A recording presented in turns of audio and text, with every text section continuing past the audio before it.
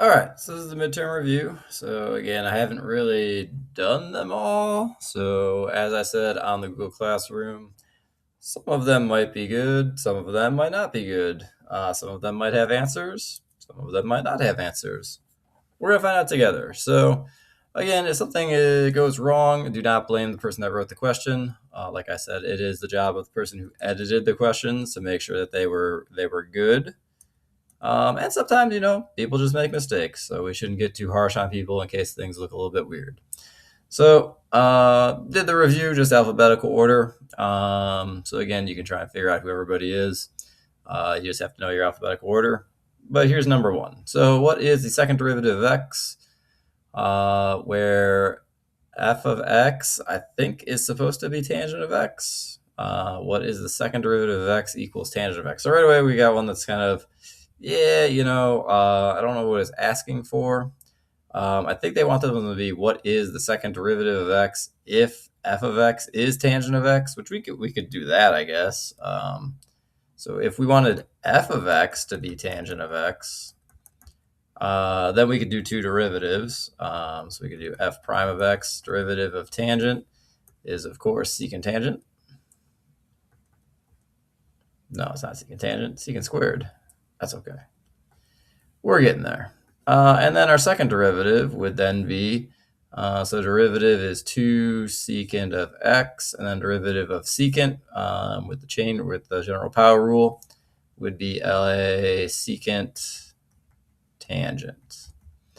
So in this case, we get an answer. Again, not what this one's asking specifically. So I'm kind of hesitant to pick D. It says, because again, it says, what is f double prime of x equals tangent of x? I think that's asking which of these, when you take two derivatives, gives you tangent. I don't think any of those do, but maybe that was the intent. I don't know. I would classify this one as not sure, but that's what we got for number one. That's my best guess at it. For two, evaluate the limit as x approaches 2, x squared minus 4 over x minus 2. I feel like I want to L'Hopital this one. If I plug 2 in, I get 2 squared minus 4 over 2 minus 2. So that's 0 over 0. So that's indeterminate form. So that means we can L'Hopital it. So if we take the derivatives, we're doing the limit as x approaches 2 of the derivative of x squared minus 4 over x minus 2. So that would be the limit as x approaches 2 of 2x over 1. I can plug 2 in there. 2 times 2 is 4. So I'm going to get 4 for this one. Again, you could do it a different way. You could select a different procedure. I think we could factor this and just cancel out the x plus 2, x minus 2. So that's probably a little bit faster, but however you want to do it. 3, find the derivative of this equation, f of x equals 3x plus 2 to the 5th power. So again, this is like a chain rule with the general power rule. So again, we can move that 5 out front. So if we use the general power rule, then we have to take the derivative of the inside, and that's 3. So 5 times 3 is 15, 3x plus 2 to the 4th. There we go. If you want to go the full way with this, we would say that u equals 3x plus 2. Y is equal to u to the 5th. So u prime is 3. Y prime is 5u to the 4th. So again, here is the 5u to the 4th is this piece. And then the 3 would be the u prime. So if you wrote out the whole chain rule, that's what we would do if we wrote it all out. For 4, which of the following must be true for function to be continuous at x equals a? So this is pretty cool. We're using our 3 continuity rules. So rule number 1, f of a must exist. Okay, there we go. Now we gotta be careful because this person definitely tried to trick us, which AP doesn't try to do too much, and they have one of them that could be lots of them are correct as a choice, as a singular choice. Usually, if AP is trying to trick you like that, it would be the 1, 2, and 3 option, but this person didn't do that. So for 2, we want the limit as x approaches a to exist of f of x to exist. There we go. That person's got it. So since I've got 2 of them that are right, I know the answer is going to be E. We'll just write out rule 3 just to get all 3 rules done. The limit as x approaches a of f of x needs to equal f of a. Remember, 2 and 1 have to be equal. and that is D. So A, C, and D are correct. Again, up to you if you should decide if you should even pick this because they're all capital. I think that might just be me, just because I had to change them all to lowercase to make them consistent. They may have had them capital in their original one, but just watch out. For 5, find where the limit does not exist. So again, the limit does not exist at this asymptote. So this is very clearly 0. This is 5, so it's something between 0 and 5, and B is the only choice there. So pretty nice. We're finding the discontinuity of a graph. All right, for 6, find the limit as h approaches 0 of square root of 9 plus h minus 3 over h. So for this one, this is clearly written in our limit version of our derivative. So we have to remember that even though it's written like this is really just asking us to take the derivative of this function, square root of x, and then evaluate this at 3. So if we do that, the derivative of the square root of x is 1 over 2x, 1 over 2 radical x. If we evaluate it at 3, we get 1 over 2, oh, not 3, sorry. We're going at 9. That's a 9 right there. Oops. Yeah, that is definitely not a 3. That is a 9. We are taking the square root of 9. So we put a 9 in there, and that gives us 1/6. So that's going to be C. So again, pretty fun. We got to use our excellent limit definition of the derivative to try and convert between the two. So very nice. 7, find the whole in the function. So this one we do have to split up, unlike the other one that we had previously, into x plus 2, x minus 2, and then x minus 2. And since these factor and cancel, when we factor cancel, this is where the whole is. The whole is wherever we can cancel out. So x minus 2 equals 0. If we add 2 to both sides, our whole is going to be at x equals 2. So that's where our whole is for that one. So again, you got to be careful. Sometimes there's no whole that exists. That's what we got for 7. For 8, what is the derivative of f of x equals 12? So we're taking the derivative of the number 12. Derivative of any constant is going to be 0. That's what we got for that. Good question. Just got to remember our derivative rules. For 9, find the derivative of arc sine of u. So again, we need to know our definition. So arc sine is going to be this one right here. I know that because it's not negative. I know it's going to have the square root, and this is our formula for arc sine of u. So that's what we got for 9. All right, for number 10, there's no real question here. They gave a table, so that's kind of cool. So we have to look at the answer choices to find out what this question is even supposed to be. And unfortunately, that doesn't help out too much because it just says the limit as x approaches 3. They don't tell us the limit of as x approaches 3 of something. So oops, we just kind of get to make it up, I guess. I don't know. So this one doesn't really have an answer because we're not really doing anything. I think what their intent was to use the limit as x approaches 3 of f of x equals in all of these answer choices, but they didn't do that, so we're not finding the limit of f of x. It's just a limit, so I guess like any of them could be. This is like an indeterminate form. So I don't know. I don't know what I would want to pick here. Not quite sure. None of the answers would make sense because we're not taking the limit of anything. So no real answer on that one. Cool. So for number 11, it actually has the exact same problem as 10. We're not taking the limit of anything. So since we're not taking the limit of anything, can't really do anything. So this is another one that's kind of indeterminate form. So we need to watch out. With this one, you can kind of forgive it because it's doing a table idea. With this one, though, if you were the editor on this one, this is a limit notation question that doesn't have the correct limit notation. So really got to pay attention to these ones. So no answer on that one. For 12, we have this is f of x. We need to find the acceleration. So the acceleration is going to be 2 derivatives of this, assuming this is position. So again, we would probably want to say this is s of x, or you need to state that this is f of x is the position.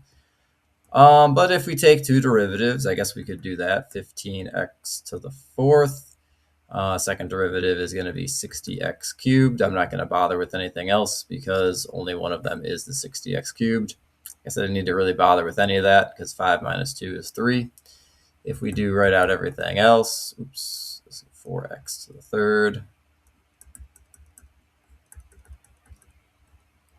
Plus 2, and then this is going to be plus 12x squared. So there we go for that. Again, I think this one's supposed to be E, but again, since this is an F and not an S, and they didn't state that this was position, we don't know what that function is. That function could be velocity. Then we want to take one derivative, and then the answer is actually going to be, well, none of them, because none of them have 4x to the third power. But kind of close to this one, I guess. So we got to watch out. So that's what we got for 12. For 13, it says given f of x is x squared on the interval from 1 to 4, find the value c that satisfies the mean value theorem. We didn't do the mean value theorem, but kudos for you for going above and beyond and learning about the mean value theorem. So that means you need to know the mean value theorem. So I guess let's do the mean value theorem right now. So the mean value theorem states, first of all, that you need a open interval. And we need to be continuous, not just continuous, because we're doing mean value theorem. We need to be differentiable on that open interval. Differentiable. So let's check to make sure we're satisfying the conditions first. So do we have an open interval? Yes, because every closed interval is automatically an open interval. So the interval from 1 to 4 includes the open interval, 1 to 4. So we're safe there. Are we differentiable? Yep, we are definitely differentiable because the derivative of x squared is 2x, which exists over 1 to 4. So we're good. So we do meet those. We're good to go. So we can use the mean value theorem. So the mean value theorem states that there is some f of c, some f prime of c, such that the value of the derivative is equal to the slope formula, equal to the average or the mean. So y2 minus y1 over x2 minus x1. So this is saying that there is some f prime of c that exists. So something has a derivative that has a value of, well, 4 minus 1 is easy enough, but we need to plug in these x values into x squared to get our y2 and our y1. So that's going to be 4 squared is 16, 1 squared is 1. So that's 15 over 3 for 5. But 5 isn't the answer because 5 is the slope that we want. Since 5 is the slope that we want, now we need to go back and find out what the derivative is. So f prime of x is equal to 2x, but we know we want that to be 5, so 5 equals 2x. Divide both sides by 2, and we get 2.5 equals x. So 2.5 is the x value where we would satisfy the mean value theorem. We haven't done that, but hey, I mean, we could do some Unit 5 stuff. Why not? Sure. For 14, Leah is filling a tank with water. After t minutes, given by W of t equals 50t, where W of t is measured in liters, what is the meaning of W prime of t with correct units? All right, so we can get our W prime of t. So derivative of 50t is just 50. And then we need our units. So with our units, W of t is measured in liters. So this is going to be, t is in minutes. So this is going to be liters per minute. So our 50, so we got 50, rate, a constant rate of 50 liters per minute. That checks out. So it's going to be C. So C is the answer. For 15, using the graph shown, find the derivative at x equals -4. All right, so we got to go to -4. So -4 is about there. So if we look at our derivative, that's kind of like the slope right here, and that looks like that's about -1. So I'm going to go with -1. So that's what we got for 15. For 16, let f and g be functions differentiable everywhere, given g is the inverse function, and the table below, what is g prime of 3? So f prime of g prime. G prime of 3 is equal to 1 over f prime evaluated at g of 3. All right, so for our table, again, since we know that when x is 7, f, the actual answer, is 3. So if I go backwards, that means that g of 3 has to be 7. So 1 over f prime of 7. F prime of 7 is going to be 4. So we get 1 over 4. So we get 1 over 4. So pretty good, pretty solid. Pretty nice use of the table there with the inverse derivative. For 17, find the derivative of 50x to the third times 25x squared.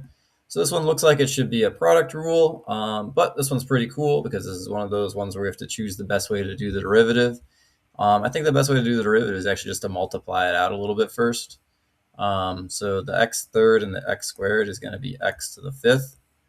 And then I've got 50 times 25. So that's half of 2,500 or 1,250.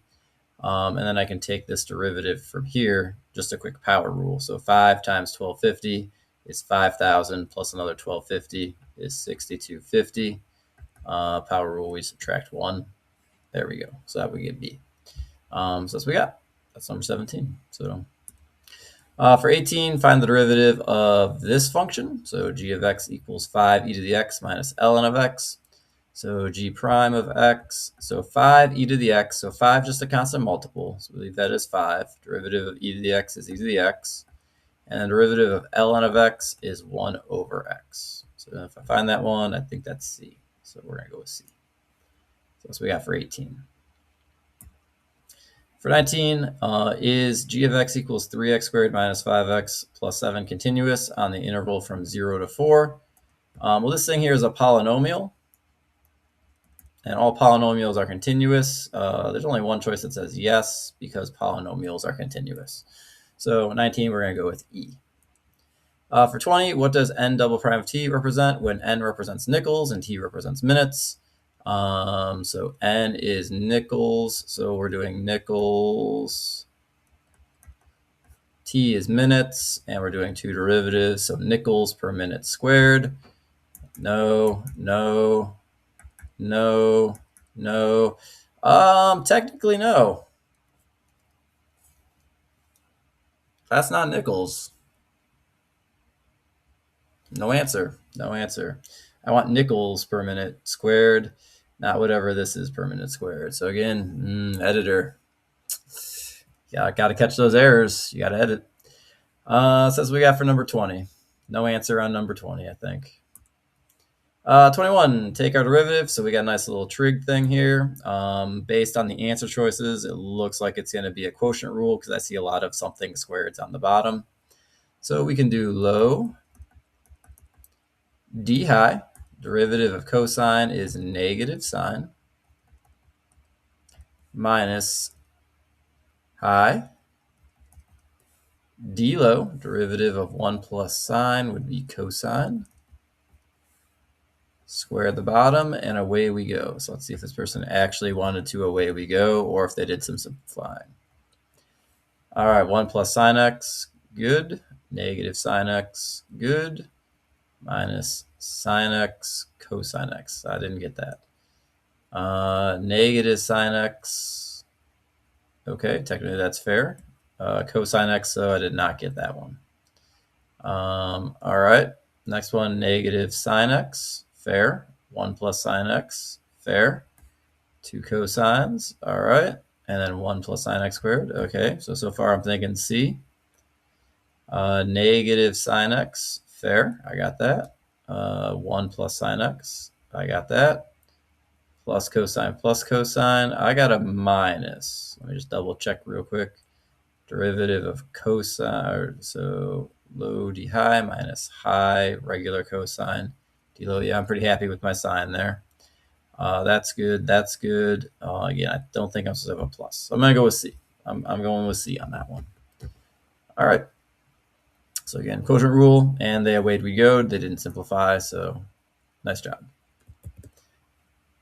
All right, 22, we have to find dy dx of this equation. So this one looks like it's set up to be an implicits equation, so I think we're going to do implicits. So we take the derivative here. So this is 4y dy dx plus 5 dy dx minus 4x equals 0. All right. Step 2, we get dy dx to be by itself. So I'm going to plus 4x on both sides. So 4y dy dx plus 5 dy dx equals 4x. We GCF out the dy dx. 4y plus 5 equals 4x. Divide both sides by whatever we got. And hopefully I got an answer. So 4x over 4y plus 5. All right, looks like I got B there. So I'm going to go with B. For this one, we got to find the derivative of this equation. So again, this looks like another general power rule one, or we could try and do it with chain rule, or if we really wanted to, we could multiply that with the binomial theorem. I think I'm just going to bring the 4 down, though. Then I need to multiply by the derivative of the inside, so times 3. So that should be 12 parentheses 3x plus 2, and I got third power. Just going to double check, started at 4, want to go to 3. All right. For 24, at what value x does f of x equal x squared have a minimum? So you might have done minimum and maximum in algebra 2. Technically, you can use calculus to do it. To get the minimum occurs when the derivative equals 0. And our derivative will have to go, since it's a minimum, we want to go from going down to then going up. So we also need to have the derivative negative to positive. So getting the derivative equal to 0 shouldn't be too bad. F prime of x is 2x. So 0 equals 2x. So divide both sides by 2. 0 equals x. Pretty good. Now I need to make sure that I'm actually going from negative to positive. So we got x, and then we got f prime of x. So we know at 0, we're getting 0. So I have to pick a number that's not 0. Pick 1 and negative 1. So if I plug these into the equation, f prime of negative 1 is 2 times negative 1 is some negative number. F prime of 1 is 2 times 1. I don't know what 2 times 1 is, but I know it's positive, so that's okay. And yeah, I'm going from negative to positive across the 0. So yeah, negative to positive is a minimum. So we do have a minimum at x equals 0. Pretty cool. So this person can join the other person with the mean value theorem and picking something from the second semester. Technically, you can use calculus to do it, and the calculus that you would use is this derivative. You'd have to kind of logic your way to the rest of it, but that's okay. So 25, use linearization at x equals 0 for f of x equals square root of 1 plus x to approximate square root of 1.1. All right, so we're doing a local linearization. So y minus y1 equals m parentheses x minus x1. I don't know why. Y1 is... Oh, we don't... This person didn't give us Y1. Okay. So we got to figure out Y1. To figure out Y1, we'd plug 0 in here. So square root of 1 plus 0 is 1. All right, not too bad. M, I know I'm going to need the derivative to figure out. X is the 1.1. X1 is... that's actually not 1.1. And this person's good. So 1.1. So 1.1 is 0.1 away from 1. So if we were to say square root of, oops, green. If we were to say square root of 1 plus x equals square root of 1.1, we would say 1 plus x equals 1.1. So x equals 0.1. All right, 0.1. And then this x is equal to 0 is the known point. So there we go. All right, so I still need m. So to get m, I need to take the derivative. So we're going to take the derivative of our function. So f of x equals square root of 1 plus x. So f prime of x. So again, since we have this inside part, technically this is a chain rule. So we'll go ahead, we'll chain rule this. U equals 1 plus x. Nope. Yep. And then y equals square root of u. So u prime equals 1. Y prime equals 1 over 2 radical u. So our derivative is 1 over 2 radical 1 plus x. All right, point that we know is 0, so we're plugging 0 into this thing. So f prime at 0 equals 1 over 2 radical 1 plus 0, or just 1/2. All right, pretty good. So then we can run this through. I'll add 1 to both sides. So y equals 1/2 times 0.1 plus 1. Y equals 0.05 plus 1, which is 1.05. All right, pretty awesome. So there we go with a nice local linearization question. A little bit complicated since we weren't given just square root of x, but square root of 1 plus x, but not too bad. We can handle that. So that's what we got for 25. All right, 26. What's the derivative of 4x to the negative 1? So this is a power rule, so we'll bring the negative 1 down.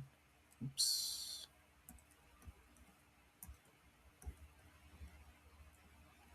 I'll put the negative 1 in parentheses. So we'll bring the negative 1 down, and then we've got 4x to the, and then we're going to do negative 1 minus 1. So that's going to be negative 4x to the negative 2, which is negative 4 over x squared. And that's going to be choice A right here, negative 4 over x squared. All right, find the limit as x approaches 0 of sine of x over x. It's a memorization one from squeeze theorem. It's just 1, so that's it. If you didn't memorize it, that's okay. You can L'Hopital it too, because if we plug in 0, we would get 0 over 0. If we L'Hopital it, then we would get cosine x over 1, the limit as x approaches 0, which is 1 over 1, which is 1. So this one's kind of cool because if you do this one, you can kind of prove both that squeeze theorem thing that we did in Unit 1 does work with a different technique. So kind of cool. 28, water is being poured into a cylindrical tank with a radius of 2 meters. If the water level H rises at a rate of 0.5 meters per minute, what is the rate at which the volume of water V is increasing? All right, so we got our volume. So volume equals, we have a cylinder. So volume is going to be pi r squared H. Oops, slow it up a bit. We'll do the whole dreads method because we have our cylinder. In our rate box, we've got R is 2, water level H rises, so dH dt is 0.5. Cool. What is the rate at which the volume of water is increasing? So that makes sense. dV dt is our question mark. All right, so that's our rate box. All right, so now we'll use our equation. So the volume of a cylinder is pi r squared H. So when we take our derivative, we get dV, not dA, dV dt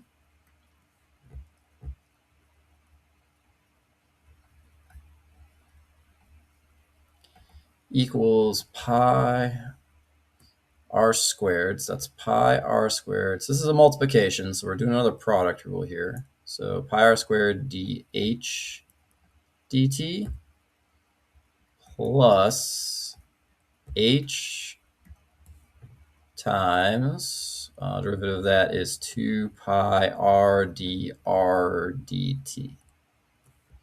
Kind of used a bunch of colors there, but I think you kind of get what I'm going for. I'll just make that blue.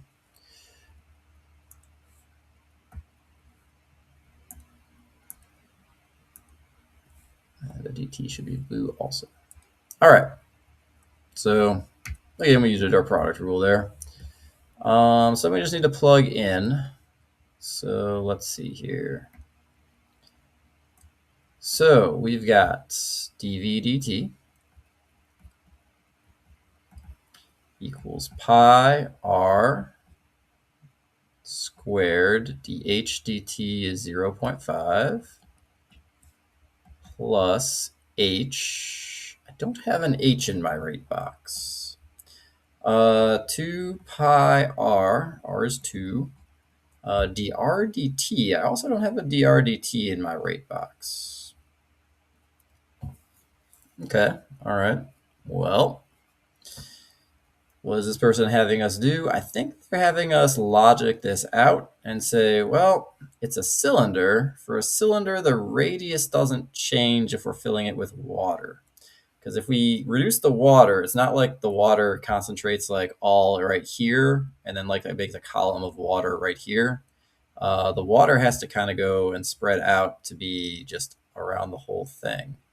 So we would need to fill it up like that way. So the radius shouldn't change. So I think because of logic, dr dt is supposed to be 0. That kind of makes sense in my mind. I feel like that's a good call. It's not explicitly stated, but just knowing how a cylinder of water would work, I think that's pretty safe assumption here. So dv dt is equal to, well, 2 times 2 and then divide by 2 would just be 2 pi. This is all going to be 0, so I got 2 pi. So I'm going with 2 pi. Meters, check. Per minute, check. That's a dt. Meters cubed is a volume, so I think we're good. I think I'm happy. I'm going with C on that one. 29, evaluate the limit as x approaches 3 if x squared minus 9 over x minus 3. Again, we could do this one a lot of different ways. I'm going to split it up into x minus 3, x plus 3 over x minus 3. And then plug the 3 in here. 3 plus 3 is 6. So there we go. I'm going with that. Again, you can do whatever method you want. You can L'Hopital it. You can make a graph. You can make a table.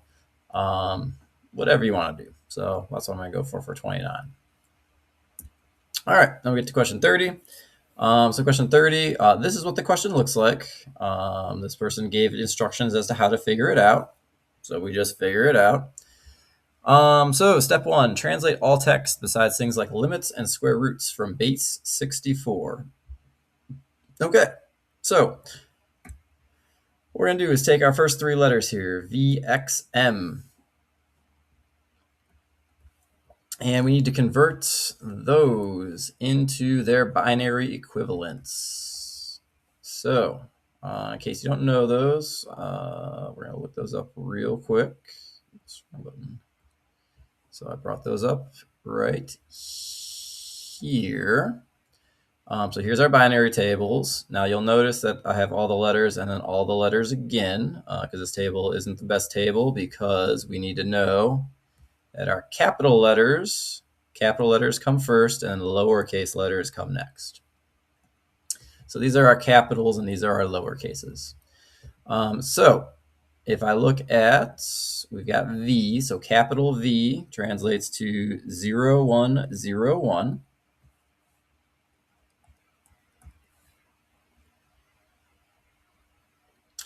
Zero, 1, 1, 0.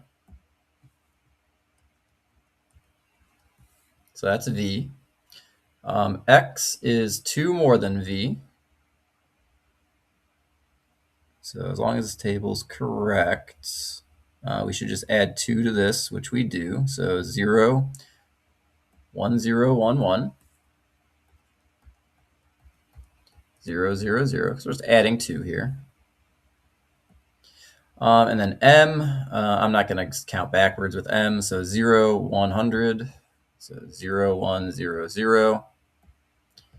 And then 1, 1, 0, 1. All right, so then we split this up into pieces of 6. So then we translate this into 0, 1, 0, 1, 0, 1. Then our next piece of 6, 0, so that's 1, 0, 0, 1, 0, 1.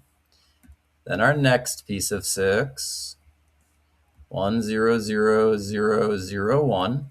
And then our last piece of 6, 0, 0, 1, 1, 0, 1. All right, so now that gives us our new binary numbers. So then we have to find out what these are in binary. So that's fine. So this is our 1s, 2s, 4s, 8s, 16s, 32s. So 16, 1, 2, 4, 16 and 4 is 20, so that's 21. Over here, we've got 32, 1, 2, 4, 36, 37. And then over here, we've got 32, 33. All right. And then over here, we've got 1, 2, 4, 8. So 8 and 4 is 12, and 1 is 13. So those are our 4 numbers. Then we take our numbers and we convert our numbers back to letters. So 21st letter in the alphabet. Well, A, B, C, D. So I know N is 13. I know that. That's where halfway is. So N is 14. O, P, Q, R, S. S should be 21. 37th letter in the alphabet. Well, 37th letter in the alphabet's kind of strange because there's only 26 letters in the alphabet. However, since we're encoding, I believe we're going to have to include a space. I'm not super familiar with where all the spaces are. That's where I was looking them all up. Do I have the spaces in here? I do not have all the spaces. Locations are in there. So is it in this page? Oops. That I have figured out where the spaces are. I forget. So this is kind of the hard part about base 64 is because I forget if these characters go in there or not. So where did I just see that? I think that was in here.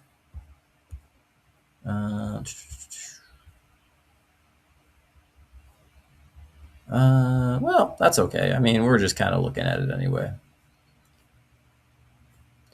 All right, well, we'll come back here. We'll figure it out. 37 then. So again, if we have one space, then that would be the 27th letter. So then you would do another 10.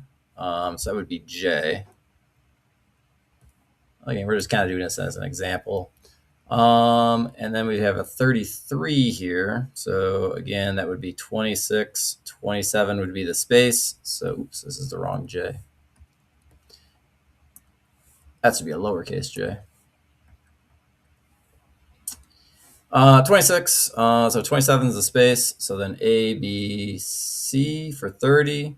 D, E, F. So that would be an F. And then 13. Well, M is the 13th letter. So that kind of converts everything. So that's how you would convert. Again, that J and the F may not be correct. I forget where the space is supposed to go when we do base 64. It happens. So step 2 then is translate the text from the previous step. So again, this is what I've got. Again, I've only done the first part. You have to kind of chunk everything up into groups of 3. And we need to use a Vignere cipher using the keyword for the question. They gave us the chart, so they were nice enough to tell us the keyword.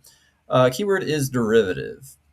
Problem though, I do not know if this is case sensitive. So I do not know if that D is supposed to be 4 or if that D is 4 and all of the others are 26 plus whatever. I'm going to hope that it's just supposed to be 4 for the 4th letter in the alphabet. But we're going to go ahead and cipher this. So that means we need to add 4 to this letter because D is the 4th letter in the alphabet. So S plus 4, so TUVW. J gets the E, so that's 5 more than J, so KLMNO. F gets the R, so M is 3, so MNOPQR, so it's 18. Okay, F is 6, so 6 plus 18 would be 26. So that's going to be a Z, I believe. Then we get I. Nice thing about I is 9. So that's only 9. We only have to add 9 to this one. So M is 13. So NOQ P, Q, R, oops, M is 13. So M, N, O, P, Q, R, S, T, U, V. All right. So again, that's how you'd use this cipher. And you would just continue down the letters. And once you got to the end, then you go back to the D. So that's kind of step 2. And then step 3 is to translate with a Caesar cipher using the shift for the question. In this case, the shift is 9. So that means, again, since it's a positive 9, we have to add 9 to all of our characters again. So we're going to add 9 one more time. So W would go X, Y, Z, and then back to A, B, C, D, E, F. For the O, so that's O, P, Q, R, S, T, U, V, W, X. Here I'm at Z, I think. So for Z, we have to add 9. So A, B, C, D, E, F, G, H, I. That makes sense. That's the imaginary I. This is a very real problem, so we're going to use the real I. And then V, so we have to add 9. So V, W, X, Y, Z, A, B, C, D, E. All right, so an E. So, so there we go. So that's kind of the idea. So this will eventually make the whole question. So I probably messed something up somewhere because this looks like it's almost f of x is, which I believe is what we're supposed to do, and that makes a lot of sense in the context of what we're going for. That feels like a calculus-based phrase to start up a question with f of x and is. And that's okay. You know, I got close enough. We're doing fine. So f of x is, so it looks like f of x is going to be this x to the 5th. And there's not really much we can do in calculus if we know f of x is x to the 5th. We probably want to do a derivative, would be my guess. And I think this one's probably supposed to say 5x to the 4th. So I think there's just a slight typo here. That might be 5x to the 4th. So I think this one's supposed to be a. So that's just kind of going through the process. Again, they kind of told us the process, so we just kind of run through it. So that's kind of where I'm at on this one. I did go and try to use some computer tools to translate this, but because they've got the actual equation in here, it kind of breaks them all, which is kind of fun. So that's really cool that happens.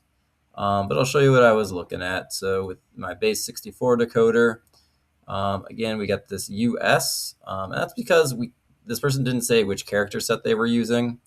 So it just kind of made its best guess. So I don't know if I'm right or if this is closer, because again, this might look like an if f of x and then maybe equals 5x to the 5th. So that could be right, one of the two. Either way, when you do your Vignette cipher, so I threw that into the Vignette cipher. And again, getting this out, like we do get that apostrophe, so that's a good sign that we're finding the derivative. If we count the number of letters here, 1, 2, 3, 4, 5, 6, 7, 8, 9, and the number of letters in derivative, 1, 2, 3, 4, 5, 6, 7, 8, 9, 10. So that's pretty close. It could be it.